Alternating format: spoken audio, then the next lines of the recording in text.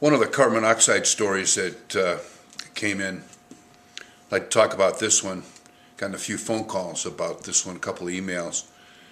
This one comes from a gas company that, again, it's great. They're warning their customers to protect themselves from the dangers of carbon monoxide. They list several tragic poisonings that had occurred. They also say that many of their customers use natural gas furnaces to stay warm. Tell them not to use their other appliances that aren't designed for that, particularly their gas cooking units. We also, they're also asking their customers to have a trained technician come to look at the flame. Now, here's one problem I do have with this article. They tell the customer should inspect the flame in all gas appliances. And then they tell you that a blue flame indicates complete combustion and the appliance is working properly.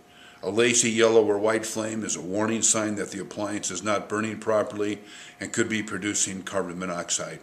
Well, lazy flames, of course, are not good in the historical look at, technicians looking at flames.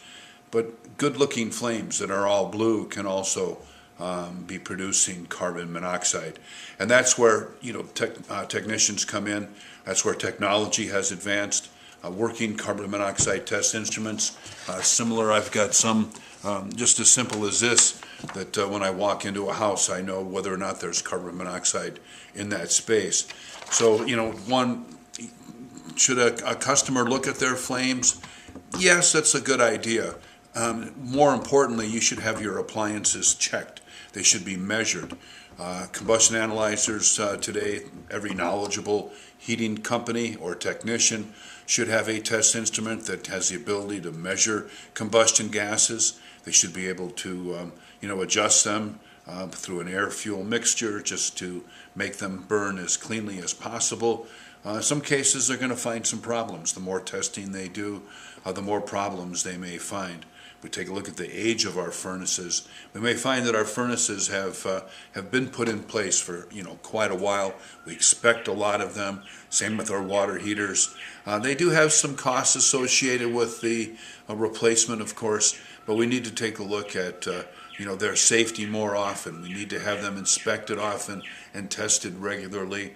I just have an issue here with this advice.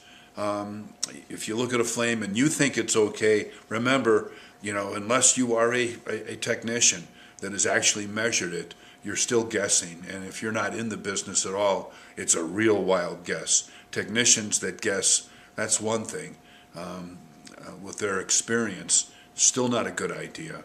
But as a consumer, you really have no idea what you're really looking at. So I would take exception to that advice. But again, the other things, don't let your cars idle inside garages at any length of time if they're attached to a house. And even if you haven't attached to a shop, even if you're just going to get in that car, how much carbon monoxide is in that garage when you walk into it? You could be walking into tens of thousands of parts per million. You could be sidetracked by a phone call or something as soon as you get in that car. And boy, pretty soon you could be knocked out. So idling a vehicle inside any building is not a good idea.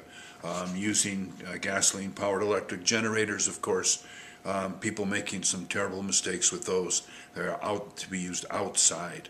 If neighbors complain about noise, apologize to them. Figure out a way to muffle it without bringing it inside your house. So again, have a trained professional inspect your furnaces and other gas appliances. Don't try to do it yourself. Of course, if you see some or hear some unusual noises or sounds, we want you to call your trained professional. But don't just accept your eye for what is acceptable. Thank you very much. We have another phone call? All right, we'll take that one. Just a minute.